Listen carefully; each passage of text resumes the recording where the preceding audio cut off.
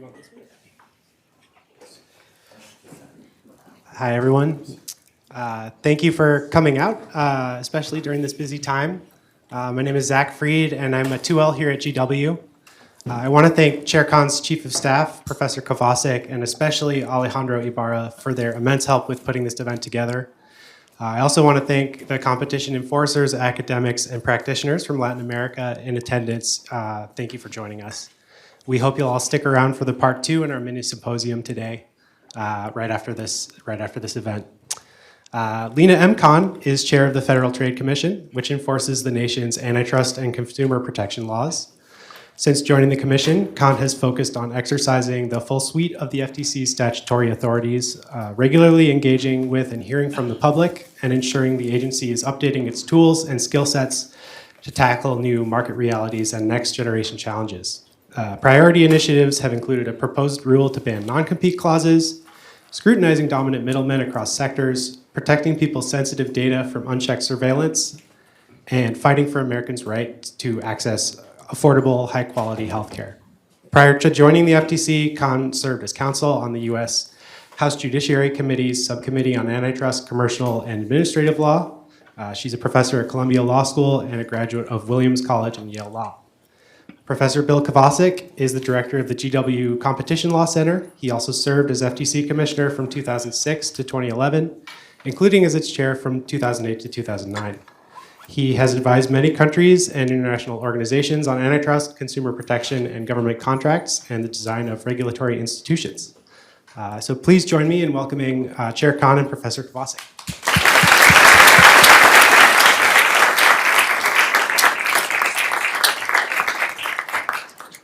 This is a great day for our school. A great day for 3 reasons. One is that you see assembled here the greatest strength that our university has, which is our students. And for those of us who've been teaching now for almost 45 years, the reason to keep doing it is the opportunity to see the face of a better future. And you've done this a lot around the country in different settings, but you see an incredible collection of skills, hard work, drive, and I think quite admirably, student to student, class to class, just impressive personal sensibilities. So no matter how difficult the challenge is ahead, how daunting, how dispiriting at times, I always derive strength from being able to stand at that podium and see all the people who are going to solve the problems that we've left up. You're welcome, by the way. So to see all the capabilities that will be brought to bear on it, that's one fabulous strength. The second is the work that our school's been able to do as being a hub for the development of better policymaking, in this case across the hemisphere. This is the 3rd year that we've had a Latin American competition forum with officials from throughout the hemisphere, government officials, academics, practitioners, with our aim of creating stronger capabilities throughout the region to build effective programs. And this is the 3rd year we've had the gathering. We started with 40. I think as you can see in the room, we have about 2,000 right now. So but it's great to have all of them here. And the third is that we get to see the best of policymaking in our field, and that's you. It's a remarkable treat to have you here to meet with our community, our academic community, to see the scholar, the civil servant, and the person who's shaping the policy debate right now.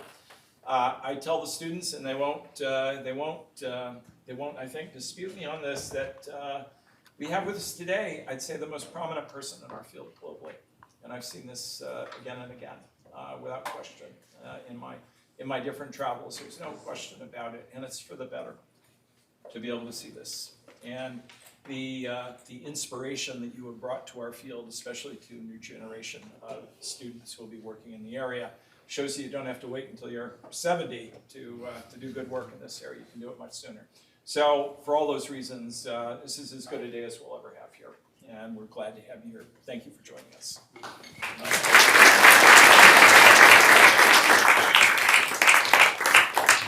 Well, let me just say it's really fantastic to be here, and it's a particular honor and quite humbling to get to share the stage with Professor Kovacic, who's just really second to none in his not just antitrust knowledge, but antitrust wisdom.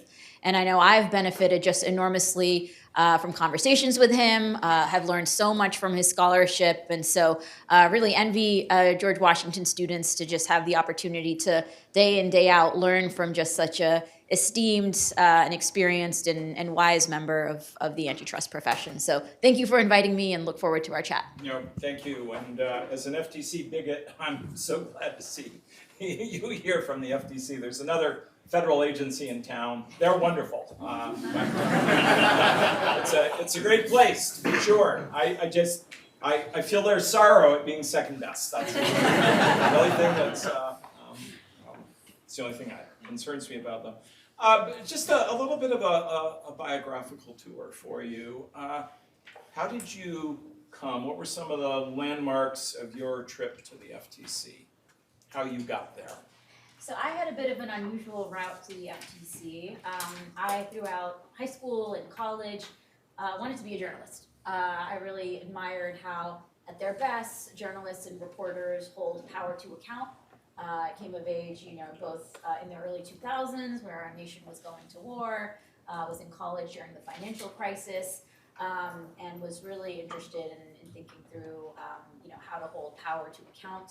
I graduated during the financial crisis, and it was difficult to get journalism jobs. I moved to DC. I worked as a paralegal for a few months at a big firm just to kind of land on my feet, pay rent, and figure out what I was going to do. And then ended up landing at a think tank, the New America Foundation, it was then called, which was doing policy research, but with more of a journalism bent. And so they were interested in not just writing white papers that a handful of people on the Hill read, but really engaging with the public through reporting and through research that was more accessible. Ended up working for somebody who had been studying concentration and consolidation issues and was looking to expand his group. And so This is the incredible Barry Lynn. This is the Barry Lynn. So he hired me. I was the first person as he was looking to expand his group. And my assignments from him were really just, tasks to do deep dives in various sectors of the U.S. economy. So one of my first research projects was to study the chicken farming industry, investigated airlines, book publishing, commodity markets like silver and aluminum, and really through that research got a tour of sectors across the U.S. economy. And specifically, my job was to document how markets had evolved, how they had become more consolidated, and what the impact of that consolidation was. And so a lot of what I did was really just called up people, farmers, retailers, just to understand what was their market like day to day, what did contractual terms look like, that merger that happened 3 years ago, what ended up happening after. And so really a ground level view of how competition and consolidation were or were not playing out. Through that work and through seeing the firsthand effects of consolidation, became really interested in the antitrust laws, the anti-monopoly laws, which have such a rich tradition in this country, going back all the way to the founding. There's been this impulse throughout our history of a skepticism of concentrated power, not just in our sphere of governance, but also in our economy, in our commercial sphere. And so I was really just struck by how it was that we had a set of laws on the books that were supposed to guard us and guard the American public from abuses of monopoly power. And yet here we had market after market where it seemed people were being abused by monopoly power. And so just became really fascinated by how we went from having the laws on the books, but people still experiencing the harms of monopolization. That ended up leading me to law school. In law school, I took antitrust, but also was interested in other areas of the law that were responsible for shaping corporate power and how businesses could or could not act. Ended up graduating, was supposed to clerk for a judge who ended up passing away, which scrambled my plans, and so ended up actually working at the FTC as a fellow for one of the new commissioners at the time, Commissioner Rohit Chopra. After that, had an opportunity to go work in Congress for the House Judiciary Committee, which was starting an investigation into dominant digital platforms. And Congress, as Professor Kovacic has written about, used to be a much more major player in antitrust. through the last century. They used to do these remarkable investigations, top to bottom scrutiny into how different sectors were working. And so this investigation was an effort to kind of go back to that tradition and make sure lawmakers were fully understanding how things were or were not working, with an eye to then recommending legislative changes. And so it was just a really fantastic opportunity. After that, ended up going into academia at Columbia, and then had the chance and great honor to go join the FTC as a Do you commissioner. remember a story that you worked on when you were a journalist that opened your eyes to this phenomenon that you described? Was there a project that you were working on that said, this is a problem that we have to deal with? There are a couple that come to mind right away. I mean, one was in poultry farming. Chicken farming is structured like an hourglass. So you have millions of consumers on one end, thousands of farmers on the other, and they're all connected by a very small number of chicken processor companies. Practically, that means that if you're a chicken farmer, sometimes your entire livelihood depends on just one company to get to the market. And that asymmetry of power has led to all sorts of abusive practices, exploitative practices. Around a decade ago, during the Obama administration, the DOJ and USDA actually did a bit of a listening tour around the country, trying to understand what's happened in agriculture. They invited farmers to come talk to them, tell them what they were seeing. And in chicken farming, there were a whole set of farmers that wanted to go talk to the government, but had been threatened by the chicken processor companies that if they went, they would be retaliated against. And so you had chicken farmers that just didn't show up because of that fear. And it was a real striking illustration of the ways in which monopoly power can actually threaten fundamental liberties, right? We all know the Constitution protects freedom of speech. We kind of take great pride in that. And oftentimes we think of the state, the government, as being potential threat to free speech. But here was an example of how monopoly power, unchecked, can really also undermine those same values. I also, when I was researching airline consolidation, had seen how after airline mergers, the companies will de-hub. They will eliminate redundancies. They will kind of cut routes. And so there had been pretty significant US cities, including St. Louis, including Pittsburgh, including Memphis, including Cincinnati, that one after a particular airline merger saw their flights just collapse. And so you had basically overnight for some of these cities changes that cut them off from the national economy. And so you had businesses like Chiquita Banana, which was native to Cincinnati, actually decide to relocate to Charlotte because there was overnight just such a dramatic reduction in air service. And so that as well was a really stark illustration of how you can have, through consolidation, effectively a handful of airline executives deciding what the economic geography of our country is going to look like, which cities, which states are going to be connected, and which cities and which states are not. And so, again, a real illustration of the enormous amount of power that you can see consolidated in ways that I think historically Americans have been somewhat uncomfortable with. And when you're at Yale University, you write a famous paper that countless people have read and thought about. It's not the typical law student note. It's a long paper. It's a broad discourse into the history of competition policy, into technical doctrine. How did you sell the editorial board on doing this? And where are you holding their families in an abandoned warehouse? When will you let them go? So my article got rejected not once but twice by the Law Journal, and was it rejected with a? They're famous entertainers who they have famous episodes where they audition. The Fred Astaire story is that a talent scout wrote out a card for him and said, "Can't sing, can't act, can dance a little." Oh, that's probably an anachronism. It's someone who turns out to be a very successful entertainer, old enough. But was it a respectful rejection, or is it oh, come on? Did they provide encouragement at all? I think one of the comments were in the nature of, I don't know about the substance of your argument, but you can write okay. So Okay, condense a little. Good, excellent. Condense a little.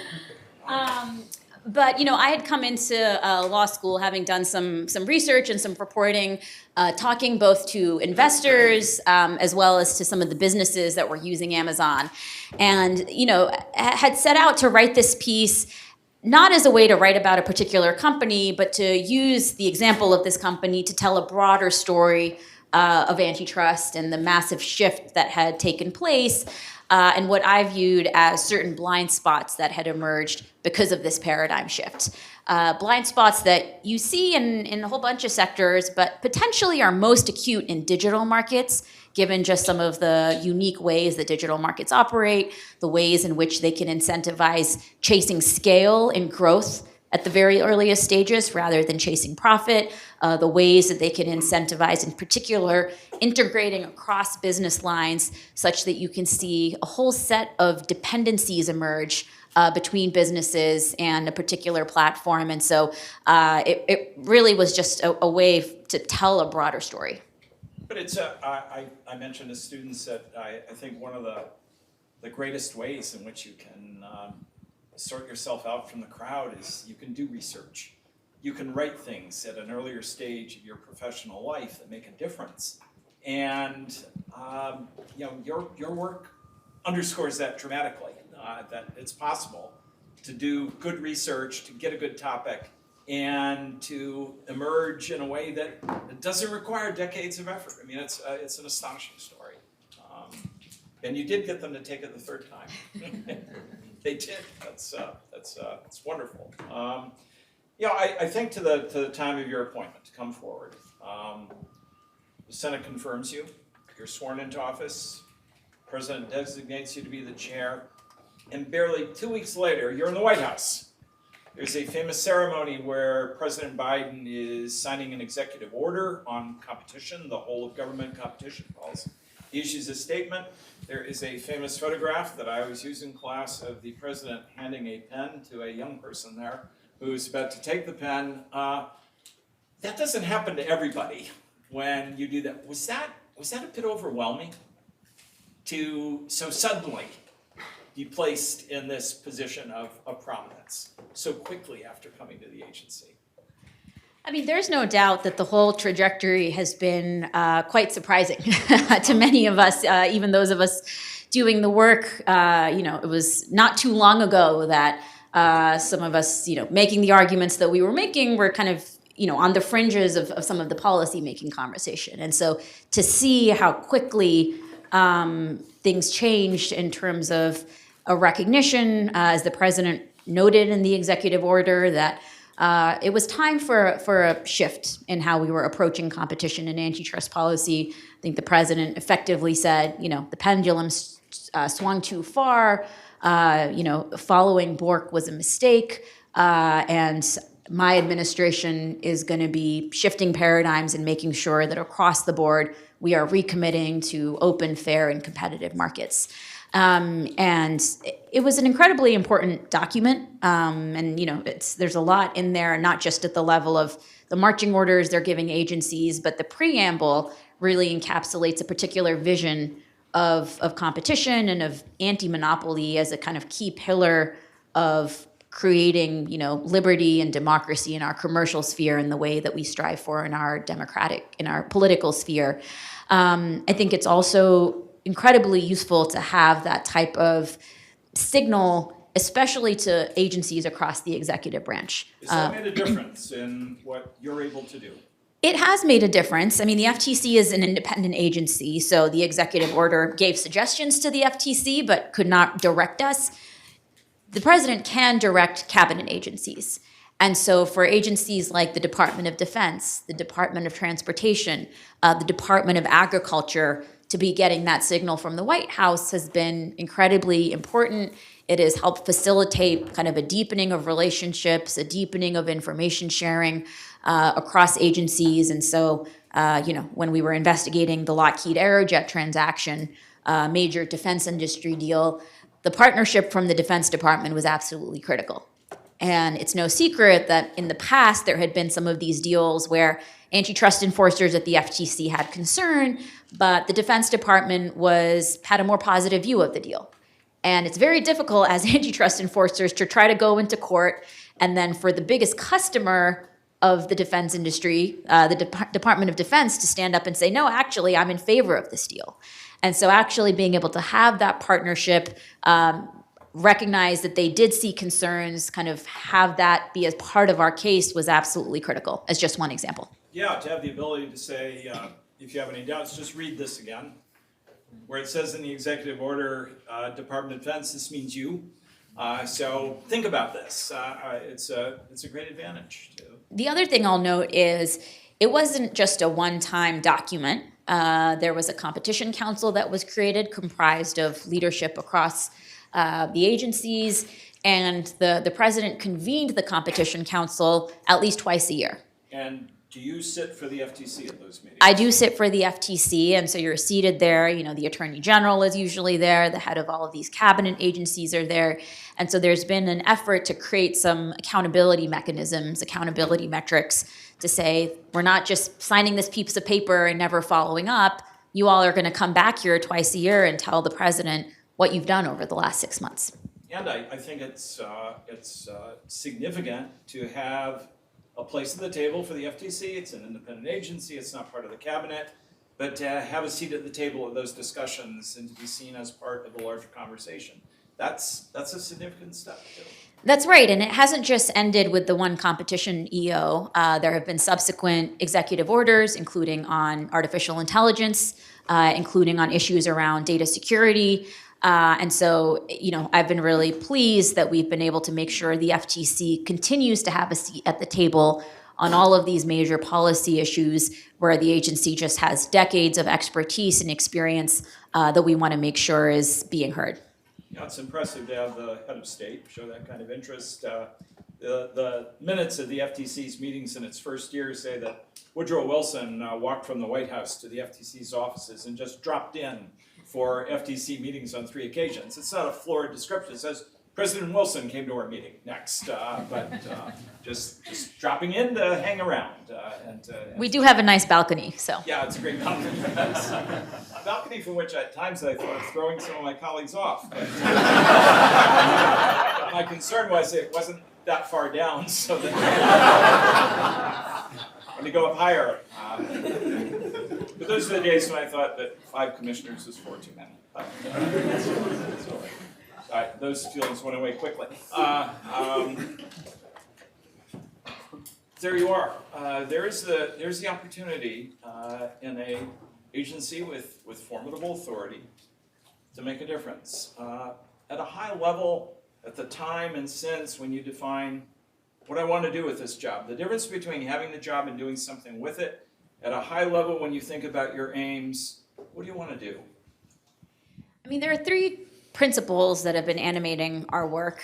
One is fidelity to the law, which sounds quite basic, but it's really been a key pillar across our work to make sure we're really faithfully honoring what Congress sought to achieve by creating the FTC, by passing the FTC Act, by passing the subsequent amendments to the FTC Act.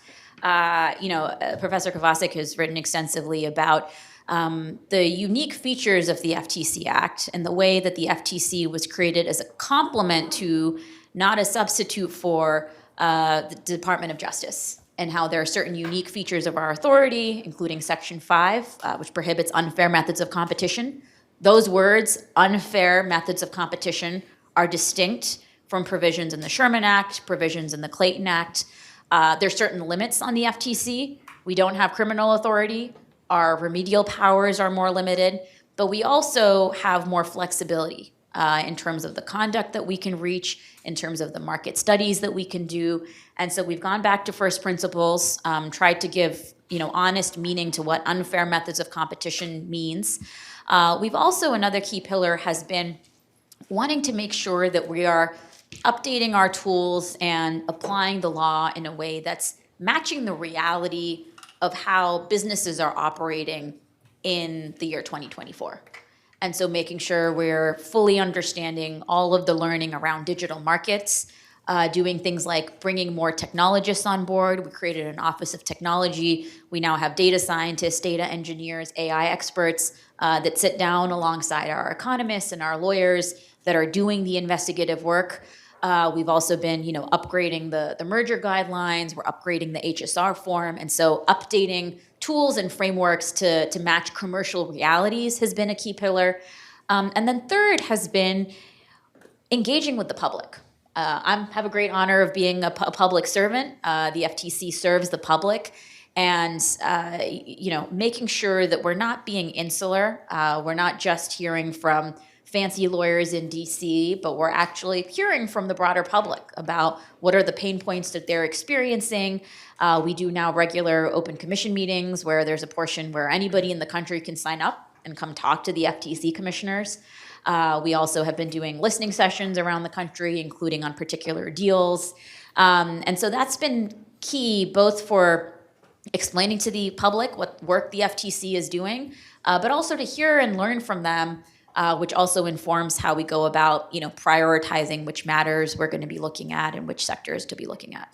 There are a couple of conversations, maybe an example or two, that come to your mind that have given you a further insight into what's taking place. From this base of experience, we've spoken with lots of people. Are there any couple of episodes that come to mind that say that's something that we might not have picked up before and really capsulizes a deeper, broader social concern? I mean, more generally, there's a lot of concern about healthcare markets. People too often are paying way too much for medicines, essential medicines. People come and tell us about how they're having to ration medicine, including essential medicines like insulin. People have shared with us tragic stories about what's happened when their loved ones have had to skip doses of some of those essential medicines. And so that's just helped redouble our attention on drugs and medicines and making sure that we're fully rooting out any illegal behavior that may be contributing to the inflated costs of medicines. That's included lawsuits, but it's also included projects like the Orange Book efforts, where we've been challenging what we believe are unlawful patents listed in the Orange Book. I think another thing that's really stood out is some commonalities of experiences. And so some of the stories that you hear from, say, hotel franchisees that tell us how the franchisor is abusing their power and kind of dictating terms bear some similarity to the stories we hear from the gig driver who says how the platform is abusing their power and imposing coercive terms. And so I think one thing that ends up being striking is how people in lines of work that can seem quite different sometimes end up experiencing common themes that are emerging from market structure issues. And so there's an opportunity to be addressing some of these issues more head on, especially when it comes to dominant middlemen. I would say that's another theme that comes up, be it in digital markets where you have dominant intermediaries that are connecting, say, buyers and sellers, or in areas like healthcare where you have the pharmacy benefit managers that are playing an outsized role, or even the credit card companies. I would say a through line across some of our enforcement actions and areas of scrutiny is the role of dominant middlemen. When you look at the span of things that you've worked on, are there a couple of things that stand out when you set them in motion and said, this is what I was here for? This is exactly the kind of initiative I wanted to carry out, using the power that the agency has with it. Are there a couple of things that stand out that give you a real sense of satisfaction that I could set this in motion, I could make this happen? I mean, a major initiative that we have underway right now is our rulemaking on non-competes.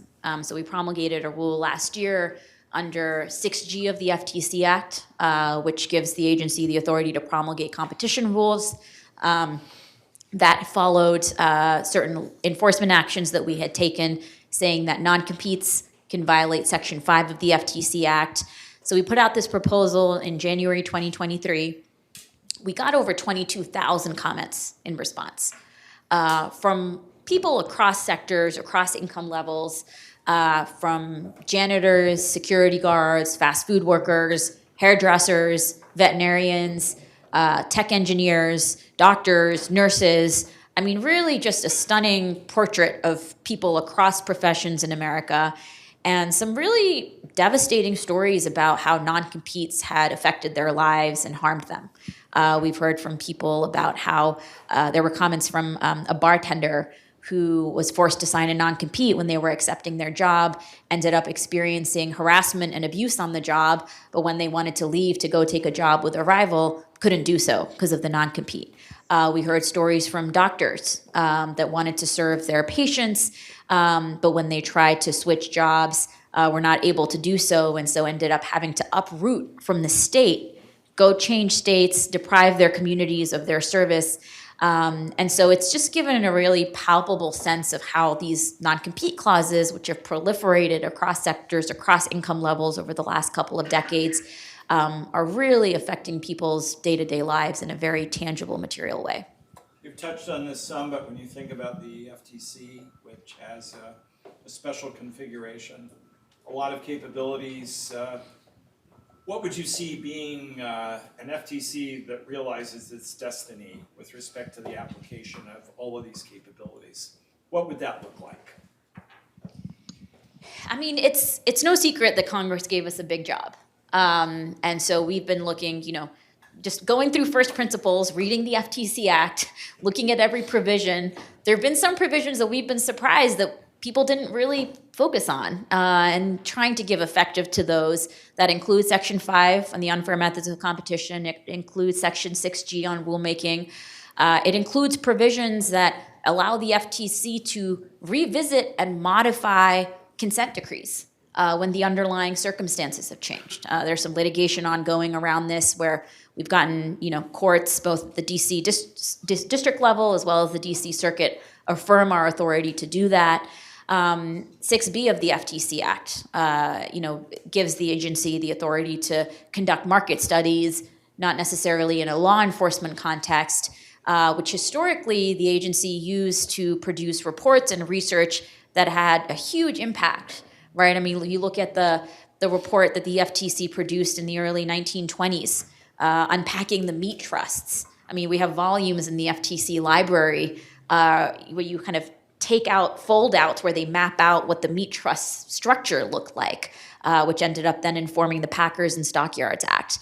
There was the major study that the FTC conducted of utility holding companies that led to the Public Utility Holding Company Act that ended up restructuring the entire sector. And so, that information gathering function is such an important one. It's one that I think Congress initially almost intended the FTC to be a bit of a think tank. Yes. In terms of, providing that market research. I think our ability to fully execute on that has been more stunted just by resource constraints. We've probably right now maxed out the number of 6Bs that we can do. We just finished up a couple of them with our supply chain report, but that's an area where I wish we could do more, and I think we would if we had more resources. Are there ways for the FTC using that capability to work more closely with, say, the Department of Justice to be the think tank for setting a foundation for a broader enforcement program? Is that a collaboration that could emerge in a more robust way in the future? So I've been really pleased that we have a very strong working relationship with the Antitrust Division. And we've gotten together periodically, including very early in my tenure, to kind of collectively step back and map out, what do we think are enforcement priorities, both at the level of sectors where we see major issues, but also at the level of the development of the law. What do we see provisions as being somewhat dormant that we want to activate? The Justice Department has been very successful in activating Section 8, which looks at interlocking directorates, and they've had success in getting a whole bunch of resignations on boards. We've also thought about what are doctrinal areas where there seems to be a mismatch between how the doctrine from several decades ago assumes that markets work and what we now see is happening in markets. And how can we, be it through our lawsuits or be it through amicus briefs, be encouraging the courts to update that doctrine based on the new economy. And so those conversations and that collaboration has been incredibly fruitful just because there's way more work than either of our agencies can possibly do. It's been really important to me, and I know to my counterpart, Jonathan Cantor, to move out of the kind of turf wars that you've sometimes seen between the agencies. What are those? I think there can sometimes be a tug of war, a kind of scrambling to make sure that, our agency has jurisdiction over the more interesting markets or, the more interesting issues of the day. And we've just both wanted to firmly turn the page on that and said, look, we don't need to be in a scarcity mindset here. There's more important, interesting work than either of our agencies can do. So let's just have a reasonable discussion, figure out who actually has the resources to see something through, and let's just move out of the turf wars. And so that's just been a really important shift. And we hear from career staff that have been at the agencies for decades that the kind of collaboration and cooperation is better now than it has been in a very long time. And that's important because a big favor that you can do to the defense bar is, point your fire at one another. And we just don't want to play into that. We've got students with questions for you. I want to raise one more before we take those on. We have a big international audience with us here today. I think for the ABA program of the past week, I think the registration of over 4,100 included over 1,000 who practice outside of North America, who are government officials, members of the bar, academics, and others. It's the biggest meeting of non-North American competition officials in the world in the year. So it's that big a group. What do you see the role of the FTC in the rest of the world? Well, I owe an enormous amount to my predecessors for having really invested in the FTC's international work, international program, international presence. I was really struck within my first year as I did some of these international trips of the number of people that would come up to me and just rave about the FTC's international program and note what a difference it had made in terms of providing technical assistance, conducting workshops, really contributing to and helping lead key forum like the ICN.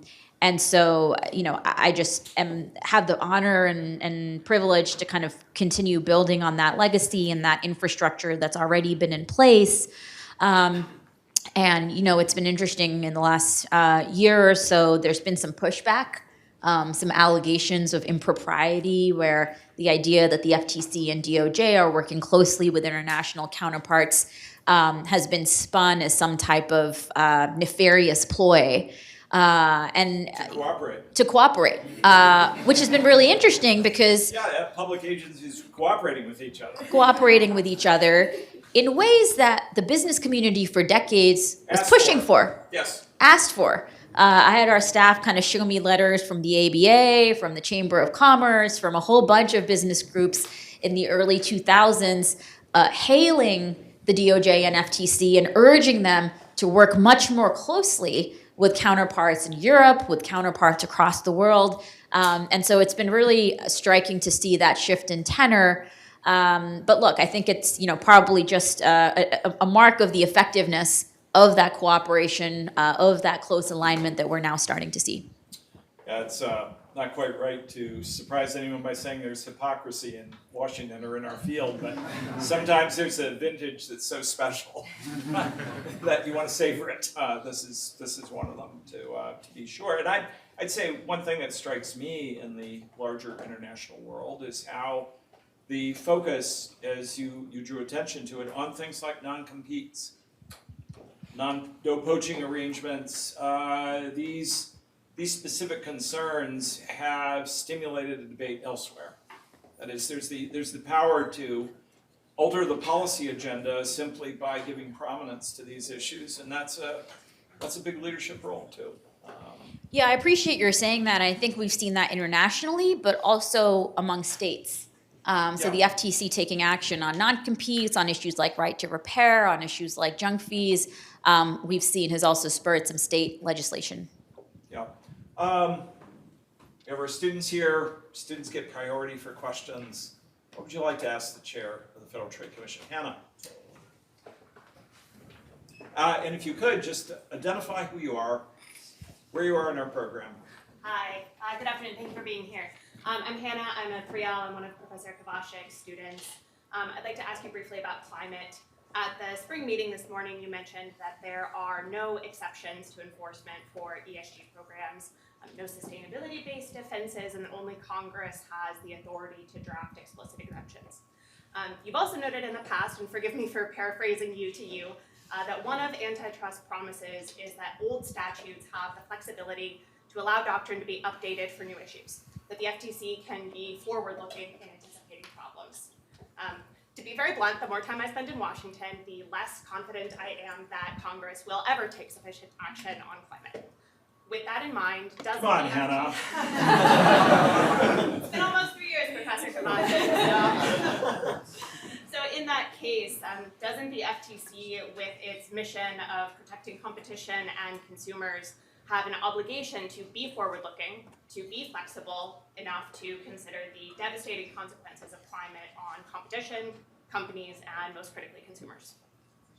Yeah, it's an important question, and look, there's no doubt that if there was, a market where it seemed like a key dimension of competition was competition to be more sustainable, competition to provide products that would be more environmentally sustainable. If that is a dimension of competition, that has to be part of the agency's analysis. But when it comes to a policy judgment or a policy determination about, say, allowing firms to coordinate or to, what would otherwise be collude on, certain types of output or pricing or other competitive decisions, that's a policy determination that Congress has to make, right? And in our jobs, we have to be very careful not to use the antitrust laws as a way to execute on our own policy preferences.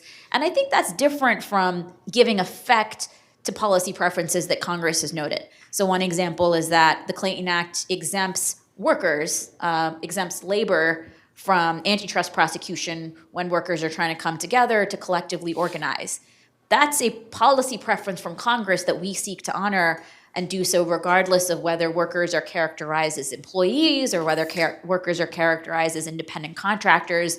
And so our role is to be more flexible and forward-looking when looking to honor the policy preferences that Congress has already laid out. It's much more challenging for us as an agency, and I think would leave us very exposed to a lot of criticism and pushback about overstepping our authority if we tried to kind of invent new policy goals ourselves. Could I have another? Trish.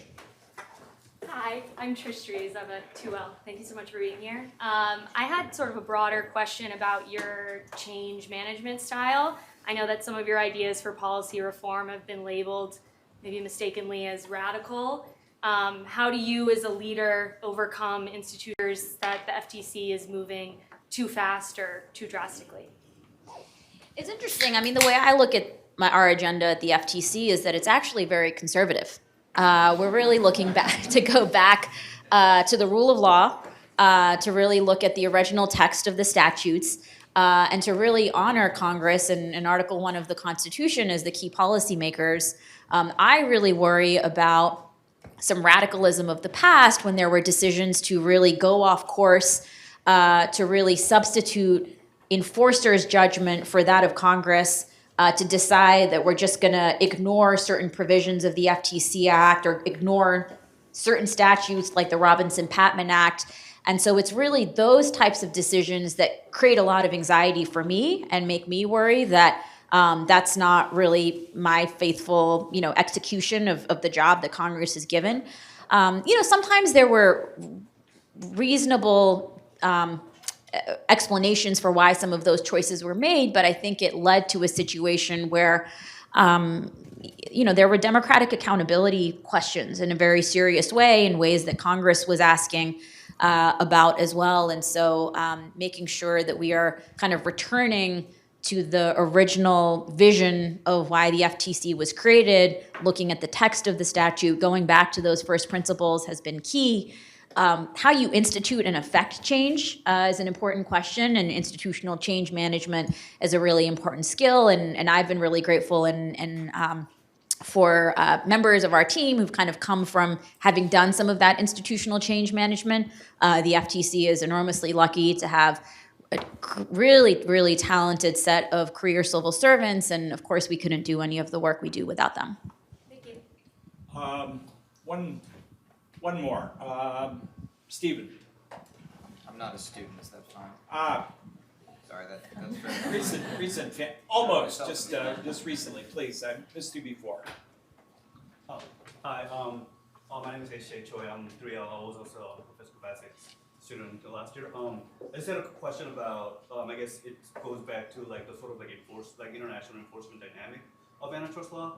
I mean, we all know that like U.S. antitrust law has been like the vanguard and the leader of like antitrust enforcement around the world. But you talked about like this concept of like abusive dominance earlier, I think, and abusive dominance like has largely been absent in the U.S. sort of like enforcement scene, and it seems like the FTC and now maybe is thinking about like bringing those kind of like enforcement tools that are being used, like regulators in Europe or Asia, like into U.S. Enforcement scene. Like, do you see that happening? Do you see like these enforcement tools from other parts of the world being brought into the U.S. and are there like ground within the U.S. antitrust laws to like actually realize those like schemes? So we're limited by what the U.S. statutes say, right? So the Sherman Act, the Clayton Act, the FTC Act. We're limited by those concepts around monopolization, around restraints of trade, around unfair methods of competition.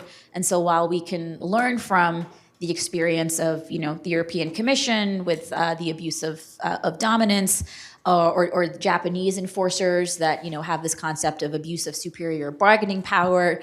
Those are all concepts that are enormously interesting and insightful for us, but are not things that we can kind of import into U.S. law. But I think if enforcers are using those tools to go after certain problems that we can also go after through our own authorities, that type of shared learning across jurisdictions is always really valuable. Thanks for giving us 4 more hours today. We've used them all up, but before giving you a send-off, thank you to Zach Fried, thank you to Alejandro Ibarra and Kier Hannon for doing the wonderful work that made this possible. And I hope that you share with me the sense of greater confidence that comes from seeing demonstrable evidence that public policy in many respects is in the hands of extremely capable and thoughtful people. That's what you can ask for, day in and day out. That's the best you could do. I defy any other jurisdiction to do better. I'm thinking of an interview I saw once with the head of the Hermitage Museum's art collection in St. Petersburg, and he was asked, do you have the best collection of art in the world? He said, well, it's a hard question. There's so many good museums. Said, I can assure you this, we are not the second. And when you come to the quality of leadership in the world today, on the larger scale, they're good ones, but we are not the second. And you've shown that today. And thank you for sharing what is the end of a very long week for you. I know, and a bit of an ordeal, but I've told our students here you'll remember this day for the rest of your lives. Thanks for doing that. Thank you so much.